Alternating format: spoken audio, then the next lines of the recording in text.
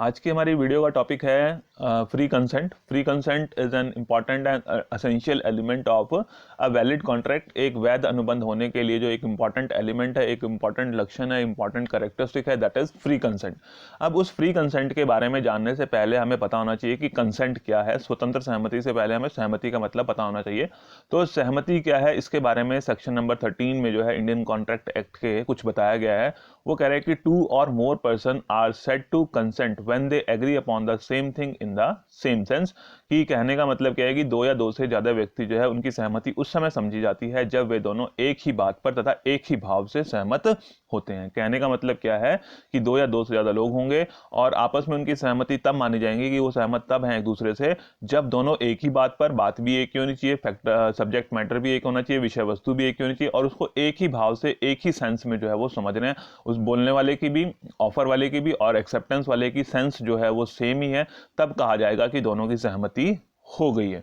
तो इसके लिए क्या है कि कंसेंट का मतलब कि दोनों लोग जो भी 2 या 2 से ज्यादा जो भी लोग उसमें हैं, कॉन्ट्रैक्ट का पार्ट हैं, उनकी कंसेंट, उनकी सहमति तब मानी जाती है जब दोनों लोग जो है वो सेम चीज को सेम ही मतलब से समझते हैं। अगर उनका जो है वो मतलब अलग अलग हो जाता है, फॉर एग्जांपल कि ए कहता है कि मैंने अपना जो है वो गाड़ी बेचनी है और बी कहता है जी ठीक है मैं आपसे गाड़ी खरीदने के लिए तैयार हूं। बट हो सकता है कि ए के पास जो है वो सिर्फ एक गाड़ी नहीं है, हो सकता है उसके पास 4 गाड़ियां हैं। अब ए के पास 4 गाड़ियां हैं, अब ए जो है अपनी जो है वो लाल रंग की गाड़ी को बेचना चाह रहा है, उधर से बी जो है वो उसको कह रहा है कि गाड़ी खरीदना चाहता हूँ, वो उसकी नीली गाड़ी को खरीदना चाह रहा है। अब वो नीली गाड़ी को खरीदना चाह रहा है, वो बेचना जो है वो लाल गाड़ी को चाह रहा है। तो उनका जो है बात तो एक ही है कि वो बेचना चाह रहा है, वो खरीदना चाह रहा है, बट सेंस सेम नहीं है कि जो उसको समझने का तरीका है वो अलग अलग हो गया। उसने नीली गाड़ी समझी और बेचने वाले ने लाल गाड़ी समझी। तो इस तरह से उसको हम कंसेंट की कैटेगरी में काउंट नहीं करेंगे। तो बात भी एक ही होनी चाहिए और समझा भी जो है उसको एक ही भाव में जाना चाहिए। देन इसके बाद आता है फ्री कंसेंट, स्वतंत्र सहमति। स्वतंत्र सहमति के लिए जो है वो अंडर सेक्शन 14 आ गया। जो अंडर सेक्शन 13 था उसमें कंसेंट की डेफिनेशन थी, फिर सेक्शन 14 में जो है उसमें बताया गया है कि फ्री कंसेंट कब कहेंगे। Under section 14 consent is said to be free when it is not caused by, कि जो है धारा 14 के तहत सहमति को स्वतंत्र तब कहा जाएगा जब वो किसी से भी प्रभावित नहीं है। पहला कोअर्जन, कोअर्जन यानी उत्पीड़न। उत्पीड़न का मतलब है कि फिजिकल प्रेशर, फिजिकल प्रेशर जो है वो किसी के ऊपर डाला गया है, फिजिकली जो है उसको थ्रेट किया गया है, उसकी प्रॉपर्टी को थ्रेट किया गया है, उसके किसी पर्टिकुलर रिलेटिव को थ्रेट किया गया है और उस थ्रेट की वजह से जो है उसको कॉन्ट्रैक्ट में एंटर होने के लिए फोर्स किया गया है कि आप कॉन्ट्रैक्ट में एंटर होंगे।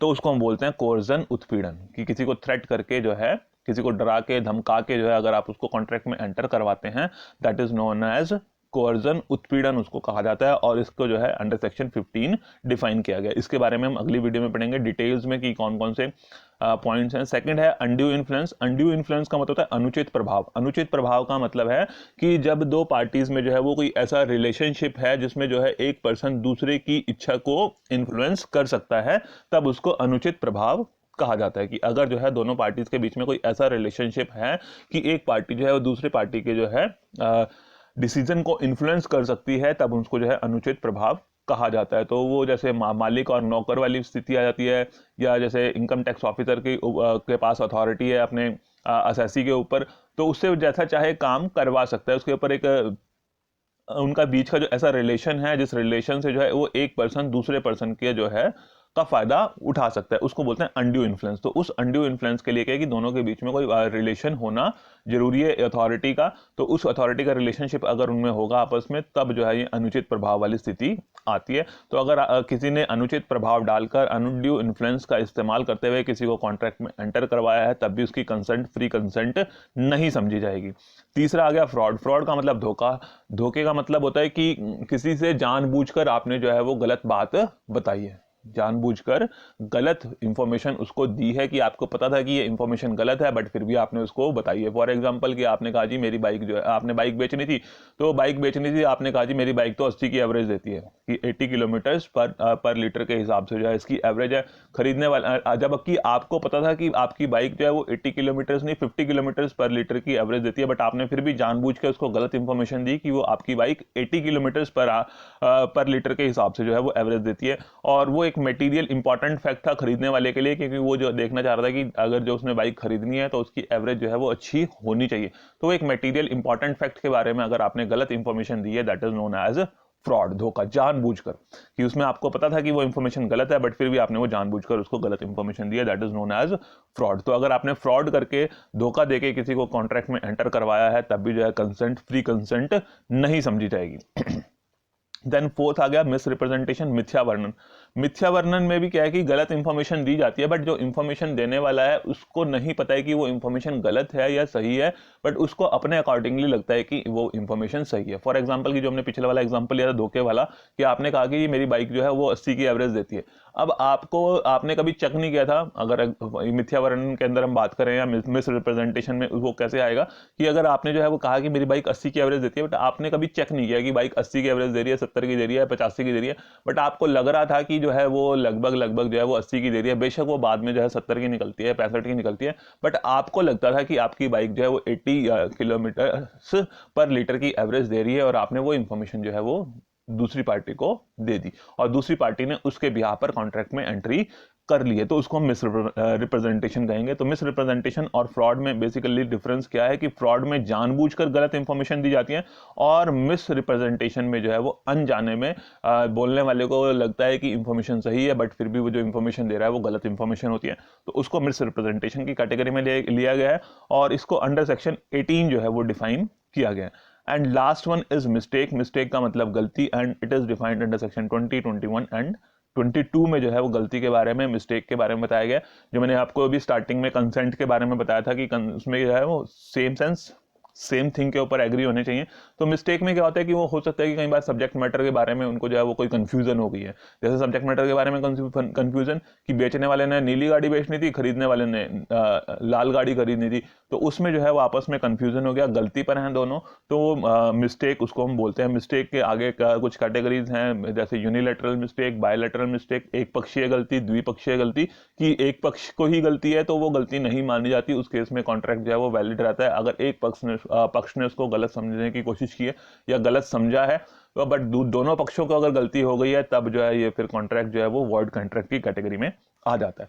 तो ये कुछ पॉइंट्स हैं जिनके बारे में अंडर सेक्शन 14 कहा गया कि अगर कंसेंट इन सब चीज़ों का में से किसी भी चीज़ का इस्तेमाल करते हुए, या तो एक का या एक से ज़्यादा का इस्तेमाल करते हुए ली गई है, तो वो कंसेंट फ्री कंसेंट नहीं कही जाएगी। दैट मीन्स कि consent should not be caused by any of these, की इनमें से किसी से भी जो है वो कंसेंट के ऊपर प्रभाव नहीं डाला जाना चाहिए। अब थोड़ा सा पढ़ लेते हैं इसमें कि जो है इसके इफेक्ट्स क्या हैं, कि जब ये आपने जो है वो कंसेंट जो है फ्री कंसेंट नहीं है तो उसके क्या क्या इफेक्ट्स होते हैं। तो उसके जो इफेक्ट्स हैं वो डिफाइन किए गए हैं अंडर सेक्शन 19 एंड 19A। तो अंडर सेक्शन 19 और 19A में क्या कहा गया कि if the consent is caused by coercion, undue influence, fraud and miss representation. आपको मैंने पिछली वीडियो में जो पिछली स्लाइड में 5 पॉइंट्स बताए थे, coercion, undue influence, fraud, miss representation and mistake. तो मिस्टेक को काउंट नहीं किया है यहाँ पे, हमने coercion, undue influence, fraud and miss representation को लिया है। तो अगर इनमें से किसी से भी इन्फ्लुएंस होती है, the contract becomes a voidable contract, तो वो एक व्यर्थनीय अनुबंध बन जाता है, वॉइडेबल कॉन्ट्रैक्ट बन जाता है। And the aggrieved party can only avoid or cancel the contract but can also claim for compensation. तो इसमें जो है जो एग्रीव्ड पार्टी है, जो पीड़ित पक्ष है, वो सिर्फ उस कॉन्ट्रैक्ट को रद्द तो कर ही सकता है, कैंसिल भी कर सकता है। उसमें पीड़ित पक्ष का मतलब कि जिसकी कंसेंट जो है वो फ्री कंसेंट नहीं है, जिसकी consent coercion, undue influence, fraud या मिस रिप्रेजेंटेशन से ली गई है, तो उसके पास ऑप्शन आ जाता है कि वो कॉन्ट्रैक्ट को अवॉइड कर सकता है, और जैसे फ्रॉड के केस में जो है वो कंपनसेशन भी क्लेम कर सकता है। तो उसके पास जो है वो कॉन्ट्रैक्ट को अवॉइड करने का भी ऑप्शन है, और कुछ चीज़ों में जैसे फ्रॉड के केस में उसको कंपनसेशन क्लेम करने का भी ऑप्शन मिल जाता है। देन सेकंड जो है सेक्शन 20 में कहा गया कि if the consent is caused by mistake, कि अगर जो है कंसेंट मिस्टेक से, गलती से ली गई है, where the both parties commit mistake, की द्विपक्षीय गलती, जैसे मैंने बताया था पीछे आपको कि द्विपक्षीय गलती है, यानी कि बायलैटरल मिस्टेक है, तो दोनों पक्ष जो है वो गलती पर हैं, then agreement becomes a void agreement, यानी कि उनके बीच में सहमति ही नहीं हुई है। अगर दोनों पक्षों ने जो बात है उसको गलत समझ लिया है, पहले पक्ष ने कुछ समझा है, दूसरे पक्ष ने कुछ समझा है, तो दैट मीन्स कि दोनों पक्ष गलती में है। जब दोनों पक्ष गलती पर हैं तो यानी कि उनकी कंसेंट ही नहीं हुई है, और जब कंसेंट ही नहीं है तो क्या है कि वो जो एग्रीमेंट है वो वॉइड एग्रीमेंट की कैटेगरी में आएगा, वो व्यर्थ ठहराव की कैटेगरी में आएगा, उसको हम जो है वो अनुबंध की कैटेगरी में काउंट ही नहीं करेंगे। बट अगर वो कोअर्जन, अनड्यू इन्फ्लुएंस, फ्रॉड या मिस रिप्रेजेंटेशन से इन्फ्लुएंस्ड है तब वो वॉइडेबल कॉन्ट्रैक्ट बन जाता है। तो जो पीड़ित पक्ष है उसके पास ऑप्शन है कि वो चाहे तो उस कॉन्ट्रैक्ट को पूरा कर दे, चाहे तो उस कॉन्ट्रैक्ट को अवॉइड कर दे, और जो है इन केस ऑफ फ्रॉड वो कंपनसेशन भी क्लेम कर सकता है। कंपनसेशन तो कोवर्जन, अंडर इन्फ्लुएंस, फ्रॉड और मिसरिप्रेजेंटेशन में क्लेम की जा सकती है। इनमें से जो है किसी भी चीज़ से इन्फ्लुएंस है अगर कंसेंट, तो सिर्फ उसको अवॉइड करने के साथ साथ जो है कंपनसेशन भी क्लेम कर सकता है जो उसको नुकसान उसमें उठाना पड़ा है। और इसमें जो है वो मिस्टेक में जो एग्रीमेंट है वो वॉइड एग्रीमेंट बन जाता है। तो ये इफेक्ट्स हैं अगर कंसेंट फ्री कंसेंट नहीं होती है। तो ओके, आज की वीडियो में इतना ही है। Thank you.